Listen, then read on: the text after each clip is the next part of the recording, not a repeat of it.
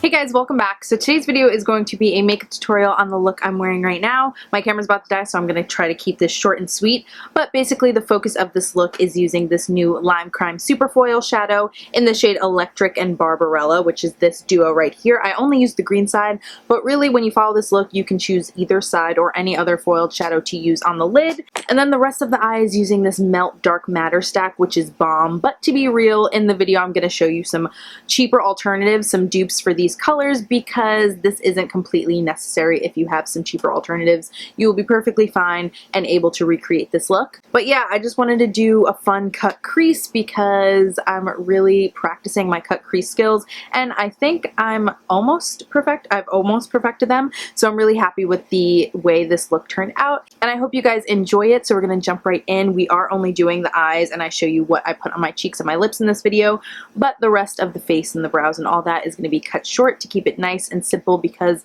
let's be real, you guys are probably only here to figure out how to get this eye look. Oh yeah, by the way, I'm blonde now.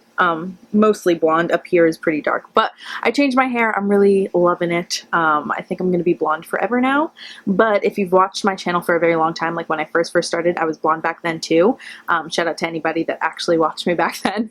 But yeah, like I said, I'm going to keep this short and sweet, so I hope you guys enjoy the tutorial, and I'll see you next time. Bye! Hey guys, so we're going to start off with the eyes for this look. I'm going to take the Melt Dark Matter stack, and first going to take this shade called Unseen on an E40 brush from Sigma. If you don't have this Dark Matter stack, you could use Creme Brulee from Makeup Geek to replace this shade. We're just going to buff this into the crease to make sure that everything blurs and is blown out once we do that top of that cut crease, so everything is nice and blended. So you want to smoke that out nicely. Then we're going to take this one, which is called Unseen. It is very similar to Frappe from Makeup Geek, so that's a cheaper alternative. And I'm going to take this on a more tapered brush and put this right into the crease as well. This is going to build the depth and dimension into the crease, and it's just going to build on that gradient effect that we want when we finally put that cut crease down later.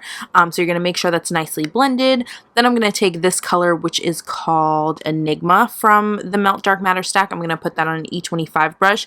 If you don't have this stack, you could use probably Bitten from Makeup Geek as a cheaper alternative, and I'm going to run this right in the crease. The smaller the brush, the more tapered and more detailed it's going to be in the crease, so that's why we're kind of working backwards from biggest brush to smallest brush to get that nice defined crease in the end. I did build this color up a lot in the crease because, wow, I said crease like 87 times, but you guys know what we're working with. I built this color up a lot because I wanted the crease to be very intense. Then I took this one, which is Dark Matter from the stack, which is a pure matte black. You can use Corrupt from Makeup Geek, you could use Blackout from Urban Decay, whatever you have, just a good matte black. And I took this on a pencil brush and started sketching out the cut crease. If this isn't perfect, do not worry, we will clean it up later, but this is just going to sketch your shape. And I'm using a pencil brush first to make sure that it's a little bit blended because it is matte black, so you want to make sure that it does end up blending. So I took that E25 brush and kind of blended it all together. Then I went back in with an angled liner brush and I really defined that black so it was really like pigmented, and you could easily see the defined cut crease effect, like you know exactly where that crease was laid down. So I did that with the angled liner brush, and then I went back with the pencil brush and started blending it slowly. You want to take your time with these steps because you are using dark colors and it is a detailed space. Then I went back in with my makeup primer, which was the MAC Paint Pot in Painterly, on a tiny little concealer brush, and I went back right under that cut crease and cleaned up the entire lid. This is what's going to give you that really clean defined look, is going back in with your paint, with your primer or with a concealer or whatever, and straight up cleaning that line up. So this is a very important step. Then I'm going into the LimeCrime SuperFoils shadow. This is an Electric and Barbarella. I'm pretty sure Barbarella is the purple one. So I took Electric for this look. You could also use the purple. Honestly, with this look, you can use any foiled eyeshadow. You can even use a matte eyeshadow on the lid, but I really wanted to use these because they're gorgeous. So I started off putting it on with a brush, like wetting the brush and putting it on, but it wasn't giving me as much pigment as I wanted. So I ended up just putting it on with my finger, which worked phenomenally. And then I just used the brush to kind of get the edges and make sure it was all nice and precise on there. But for the most part, I used my fingers and it got the job done. And then I took this liquid liner from Joico. It's like their Kitten liner, and I went ahead and gave myself a wing, but I like to do like a felt tip liner first to kind of get the shape. It's a little bit easier for me to work with in terms of precision, and then to make sure it was all completely black and the glitter from the super foil wasn't coming through, I went in with the NYC liquid liner right on top of it to make sure it was nice and opaque and black and matte. Then I went ahead and put on a pair of Wispies by Ardell lashes.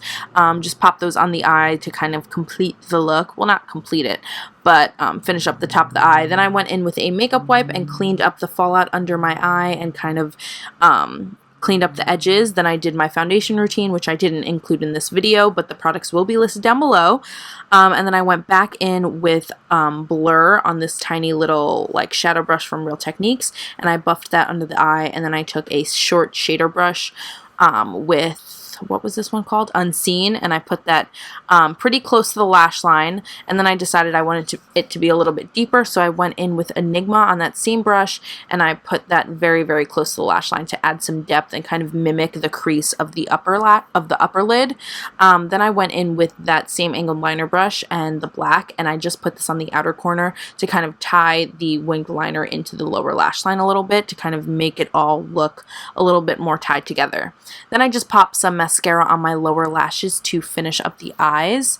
I went ahead and contoured with the Kat Von D Shade Light palette. I just didn't get a shot of it in the video, but you can use whatever you'd like to contour. I'm using this small brush from NYX. I don't remember the number of it, but it's a good brush to contour. Then for blush, I used the Benefit Rockateur blush, which is an oldie but a goodie. It's a nice cool tone, so I figured it would look good with this green that we have going on the eye. Yeah, it just looks pretty with everything. And then for highlight, I used Becca's Opal. I've been loving Champagne Pop for so long and not using really anything else, but for the video, I decided to use something a little bit different because I can get stuck in a Champagne Pop rut. Not really a rut because I'm still living, but you know what I mean. Then I took a little bit of that Opal as well, and I used it to highlight the brow bone and also on the inner corner just to give some life to the eyes.